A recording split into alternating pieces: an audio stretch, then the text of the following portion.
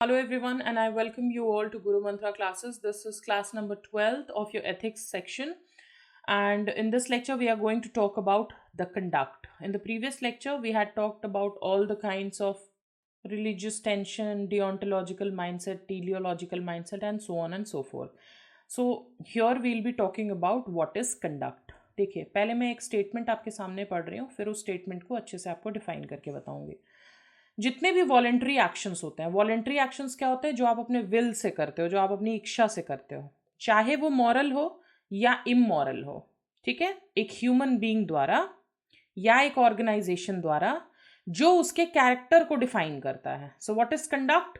The voluntary actions, moral और immoral of a human being और an organisation which defines its character. तो अब इसमें तीन चार वर्ड्स हैं। पहले तो voluntary action, then moral immoral, ठीक है, कैरेक्टर, ये सब का मीनिंग पता चलेगा तब तो आपको स्टेटमेंट का मतलब पता चलेगा, क्योंकि अभी तो आप नए हो, बिल्कुल है ना, न्यूबी हो इस फील्ड में। तो आपको एक एक चीज़ों का मतलब बताती हूँ मैं। सबसे पहले मॉरल, इमोरल, नॉन मॉरल, तीन टाइप के वर्ड्स हैं, इनका मतलब जानिए। मॉरल क्या होगा? ये सोसाइटी स्पेसिफिक होता है, सोसाइटी के ऊपर डिपेंड करता है। ठीक है, अगर वो सोसाइटी के हिसाब की बातें हैं तो वो मॉरल कहलाएगा। अगर वो मोरालिटी के अगेंस्ट हैं, जो सोसाइटी ने कुछ सेट ऑफ वैल्यूज दिए हुए हैं उसके अगेंस्ट हैं, तो वो इमोरल कहलाएंगे। ठीक है, नॉन मॉरल मैं अभी आपको आगे बताऊंगी। ठीक है, क्योंकि थोड़ा ट्रिकी है। अब देखिए, जैसे इस्लाम में अगर हम बकरी, बकरीद के टाइम पे बकरी खाते हैं लोग, बकरी बकरा जो भी है व्हाट्सएवर, तो killing an animal on Bakrid Islam के हिसाब से, क्योंकि उनका फेस्टिवल है, सोसाइटी के हिसाब से वो मॉरल है। ठीक है, लेकिन जैन में killing an animal is immoral. दो अलग अलग रिलीजियस ग्रुप्स की बात कर रही हूं। इस्लाम में वो मॉरल है, जैनों में वो इमोरल है। ठीक है, हेल्पिंग अ नीडी पर्सन, जरूरतमंद की मदद करना, ऑलमोस्ट हर सोसाइटीज में मॉरल है। ठीक, किसी विक्टिम को एक्सप्लॉइट करना या बीट करना, पेन पहुंचाना, ये लगभग सारे सोसाइटीज में इमोरल है। तो मॉरल और इमोरल का डेफिनेशन आपको समझ में आ गया। नॉन मॉरल की बात करते हैं। सपोज करो आप एक सड़क पे जा रहे हो, ठीक है, और आप एक अच्छे इंसान हो, लोग भी आपसे अच्छे से बिहेव करते हैं, और सडनली आप देखते हो कि एक पत्थर आपके हेड पे आके लगता है। ठीक है, और आप ब्लीड करने लगते हो। आप देखते हो इधर इधर कि ये पहले पत्थर आया कहाँ से। फिर आप देखते हो 15-16 साल का एक बच्चा है जो कि आपके जितना स्ट्रांग नहीं है, उसने आपको पत्थर मारा है। ठीक है, तो पहले आप अपने आप को भाई सेव करते हो और फिर उसकी तरफ आप दौड़ जाते हो। आप लड़के को पकड़ते हो, अब क्या करोगे? ये सवाल आपके लिए है। अब आप उस बच्चे के साथ क्या करोगे? तो सपोज आपने डिसाइड किया कि आप रिवेंज लोगे। ठीक है, तो जैसे ही आप उसके ऊपर हाथ उठाने की सोचते हो, आप देखते हो कि वो मेंटली फिट नहीं है। ठीक है, थोड़ा सा आप जिसको कह सकते हो कि मेंटली सिक है, पागल है। ठीक है, इस सिचुएशन में क्या अभी भी आप उसको मारोगे?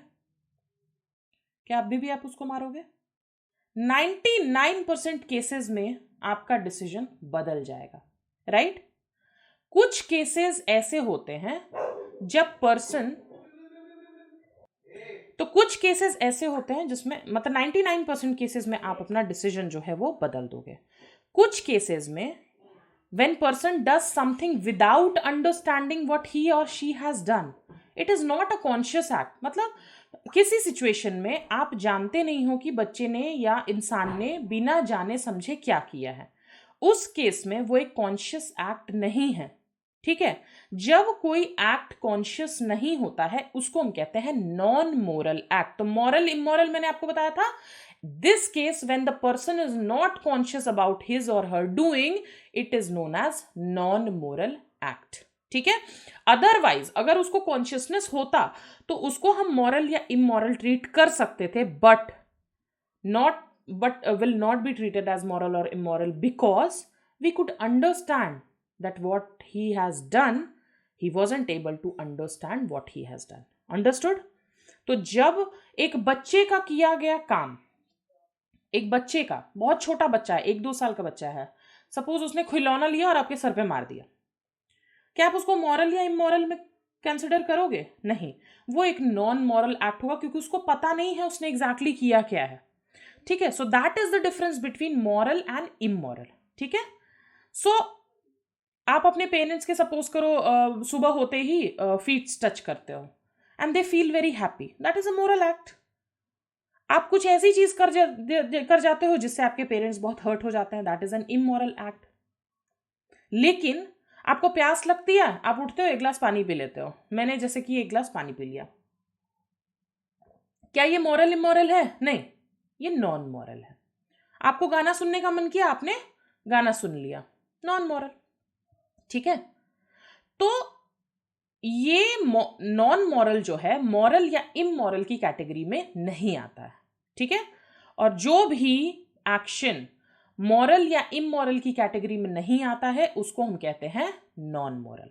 ठीक है, this is like neutral to the world of morality. Morality की दुनिया में ये न्यूट्रल माना जाता है। ठीक है, एनी एक्ट, कोई भी एक्ट नॉन मोरल 2 केसेस में होता है। कब कब होता है, ध्यान से सुनिएगा क्योंकि आप नॉन मॉरल समझ चुके हैं। कोई भी कार्य, कोई भी एक्ट नॉन मोरल 2 केसेस में होगा, जब उस एक्शन का अपने आप में मोरल इमोरल से कोई लेना देना नहीं है। ठीक है, जैसे आप सड़क पे चल रहे हो, ठीक है, आपका कोई इंटेंशन नहीं है किसी से बेनिफिट लेना या किसी से हर्ट करना, किसी को हर्ट करना। तो जब आपका ऐसा कोई इंटेंशन नहीं है, आप अपने आप में सड़क पे चल रहे हो, दैट इज नॉन मॉरल। ठीक है, so what is the first case? When action has nothing to do with moral और इमोरल। ठीक है, दूसरा केस क्या है? If committed by someone some situation, if person didn't do it consciously. अगर दूसरा जो इंसान है जिसने कोई एक्ट किया है, अगर वो कॉन्शियसली उस चीज को नहीं कर रहा है, तो आप उसको कह सकते हो कि वो नॉन मॉरल होगा। 2 केसेस समझ में आ गया कि if the act has nothing to do with moral और immoral, it is considered non-moral, and when the person does not do it consciously it is non-moral.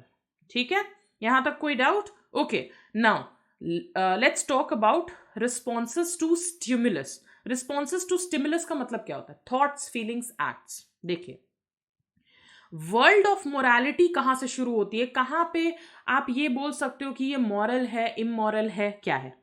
तो मोरालिटी जैसी बातें सबसे पहले एक्शन से शुरू होती है। अगर आप कोई एक्शन करोगे तभी तो मोरालिटी जैसी चीज स्टार्ट होगी ना। बात करोगे या फिर पैर छुओगे या फिर चल रहे हो, कोई एक्शन तो करोगे। तो वर्ल्ड ऑफ मोरालिटी जो है वो एक्शन से शुरू होती है, उससे पहले कोई मोरालिटी जैसी बात नहीं होती है। ठीक है, स्टिमुलस, स्टिमुलस क्या होता है? कोई ऐसी चीज जो आपके ब्रेन को स्टिमुलेट करती हो जब आप सोच रहे हो। ठीक है, जैसे कि किसी की याद, कोई साउंड, कोई स्मेल, कुछ देख रहे हो आप, कुछ टच कर रहे हो, ठीक है, इनपुट रिसीव कर रहे हो, तो that is stimulus which stimulate your brain and your thinking. Response to stimulus क्या होगा? किसी तरह के थॉट्स, फीलिंग्स, इमोशंस उस स्टिमुलस के हिसाब से उसको कहेंगे हम रिस्पॉन्स टू स्टिमुलस। देखिए, सब कभी कभी क्या होता है कि आपको सिर्फ एक थॉट आता है, आप उसके बारे में फील नहीं करते हो। ठीक है, और कभी कभी ऐसा होता है कि आपके पास कुछ थॉट भी आता है और आप उसमें फील भी करते हो। ठीक है, sometimes stimulus make you respond bye act. अगर आपको मतलब कभी कुछ ऐसा लगता है तो आप एक्ट भी कर देते हो, जैसे ब्लिंकिंग ऑफ आईज। ठीक है, अगर इन रिस्पॉन्स टू फीलिंग की बात करें तो thought plus feeling leading to act. ठीक है, बहुत ज्यादा दिमाग लगाने की इसमें जरूरत नहीं है, सिंपल टर्म्स में मैं बता रही हूं। स्टिमुलस क्या है? जब आप सोच रहे हो, कुछ थॉट है आपका, ठीक है, या फिर फीलिंग है। ठीक है, थॉट मतलब कि कुछ भी सोच रहे हो। ठीक है, हम नहीं कह सकते कि मॉरल सोच रहे हो, इमोरल सोच रहे हो, बस सोच रहे हो, कुछ भी सोच रहे हो, that is your thought stimulus. Then, या कुछ फील कर रहे हो, आप प्यार फील कर रहे हो या कुछ भी फील कर रहे हो किसी के लिए, पर कोई एक्शन नहीं कर रहे हो, या सिर्फ आप फील कर रहे हो। अब ये नहीं कह सकती कि मैं आप मॉरल फील कर रहे हो, इमोरल फील कर रहे हो। ठीक है, आप उससे प्यार करते हो ये फील कर रहे हो, या मन ही मन आप सोच रहे हो कि उसका मर्डर कर दूं, ठीक है, जो भी सोच रहे हो, मोरल इमोरल उसे कोई मतलब नहीं है। तो स्टिमुलस कैसे कैसे हो रहा है, थॉट से, फीलिंग से, या फिर थॉट प्लस फीलिंग। अब थॉट प्लस फीलिंग आपका अगेन मोरल और इमोरल से कोई लेना देना नहीं है, ठीक है। और तीसरे केस में होगा थॉट, थॉट भी है और साथ में आप एक्ट भी कर रहे हो, सोच भी रहे हो और एक्ट भी कर रहे हो, फील भी कर रहे हो और एक्ट भी कर रहे हो, या फिर थॉट और फीलिंग दोनों है और एक्ट कर रहे हो साथ साथ, ठीक है। जब थॉट और एक्ट, फीलिंग और एक्ट, और थॉट प्लस फीलिंग और एक्शन भी हो रहा हो, इस केस में, इन तीनों केस में हम कहेंगे कि मोरालिटी या एथिक्स के बारे में बात हो सकती है, कि यहां पे मोरालिटी, यहां पे एथिक्स है, ठीक है। लेकिन सिर्फ सोच रहे हो, सिर्फ फील कर रहे हो, सिर्फ थॉट या फीलिंग है, तो हम यहाँ पे मॉरलिटी और इमोरालिटी के बारे में बात नहीं कर सकते। जैसे सपोज करो आप किसी क्लास में किसी बच्चे को, कॉलेज में हो, किसी से प्यार हो गया, सिर्फ सोच रहे हो उसके बारे में, ठीक है, तो यहाँ पे मोरालिटी या एथिक्स बताया नहीं जा सकता है। आप उससे मन ही मन प्यार करते हो, कभी बोला नहीं है, कभी किसी को जताया नहीं है, अगेन कोई मॉरलिटी नॉन इमोरलिटी की बात नहीं है। सोचते भी हो, सोच भी रहे हो, साथ में उसके लिए फीलिंग्स भी, अगेन कोई मोरालिटी इमोरलिटी की बात नहीं है। प्रॉब्लम कहां से चालू होगी, जब आप सोचते हो, साथ में उस सोच को उसको बता भी देते हो, फील करते हो और उसको बता भी देते हो, या सोचते हो, फील करते हो और जाके एक गुलाब दे देते हो और प्रपोज कर देते हो, यहां पे मॉरलिटी और एथिक्स की बात होगी, ठीक है। तो जब एक्शन इन्वॉल्व हो जाता है, then we term it into morality or immorality. I hope it is clear. Now, in tomorrow's session, we'll be talking about the classification of acts, कि किस तरीके से हम acts को या फिर किसी doer के किसी भी काम को हम classify करते हैं।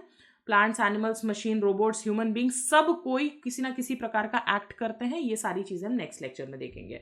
ऑलराइट गाइज, अगर लेक्चर अच्छा लगा हो तो please hit the like button, and if you have not subscribe to my channel, please press the subscribe button and also press the bell icon for further updates. And do not forget to share it with your friends and family. Stay tuned. Take care. Bye bye now.